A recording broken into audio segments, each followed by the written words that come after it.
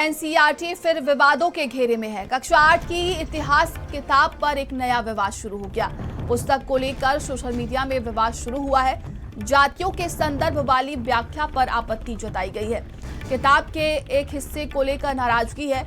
ये पुरानी किताब का हिस्सा था। एनसीईआरटी की तरफ से ये कहा गया है, हमारे अतीत द्वितीय से लिखा गया था ये अंश और एनसीएफ 2005 के तहत लिखी गई थी। एनसीईआरटी की तरफ से ये बयान सामने आया जब विवाद बढ़ता जा रहा था।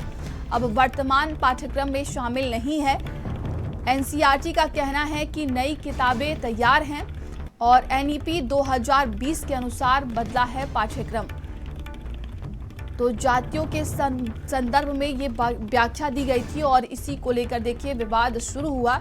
वहीं एनसीईआरटी की तरफ से ये बयान भी सामने आया कि अब पैटर्न बदल चुका है और नई किताबें तैयार हैं। वो पुरानी किताबों में थी और सोशल मीडिया पर देखिए इसी को लेकर ये विवाद शुरू हो गया है। तमाम इसको लेकर प्रतिक्रियाएं भी सामने आ रही हैं। तो वहीं मामला बढ़ता देख एनसीईआरटी की तरफ से भी बयान दिया गया है। दिल्ली ब्यूरो चीफ स्वाति पाठक हमारे साथ जुड़ गई हैं। स्वाति, एनसीईआरटी की तरफ से ये बयान सामने आ चुका है। जो विवाद शुरू हुआ है, कहा जा रहा है कि वो पुरानी किताब में था।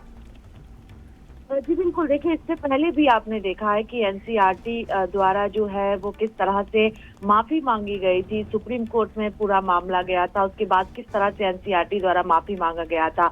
अब एक नया मामला सामने आया है एनसीईआरटी का, जिसमें एक जाति के संदर्भ को लेकर आपत्तिजनक व्याख्या की गई है, जिसको लेकर सोशल मीडिया पर वायरल है ये पूरा मामला और उसको लेकर विवाद शुरू हो गया है। लेकिन अब एनसीईआरटी की ओर से स्पष्ट किया गया है कि ये जो है वर्तमान पाठ्यक्रम का हिस्सा नहीं है, इसको हटा लिया गया है। लेकिन जिस तरह से लगातार एनसीईआरटी का नया विवाद सामने आ रहा है, उसको लेकर कई तरह के सवाल भी खड़े हो रहे हैं कि जातियों को टारगेट किया जा रहा है। जिस तरह से पिछली बार सुप्रीम कोर्ट द्वारा फटकार लगा गया था, एक बार फिर से इस पूरे मामले को लेकर सोशल मीडिया पर लोग एनसीईआरटी पर सवाल उठा रहे हैं, शिक्षा बोर्ड पर सवाल उठा रहे हैं। लेकिन एनसीईआरटी द्वारा स्पष्ट किया गया है कि ये पिछले पाठ्यक्रम का हिस्सा था और ये नई वर्तमान जो पाठ्यक्रम है उसका हिस्सा नहीं है। लेकिन कहीं ना कहीं इससे अगर हम छात्रों की बात की जाए तो भ्रमित छात्र होते हैं। जिस तरह से नए विवाद रोजाना निकलकर एनसीईआरटी का सामने आ रहा है और इससे कई सवाल भी खड़े हो रहे हैं। जी, तमाम जानकारी के लिए आपका बहुत बहुत धन्यवाद।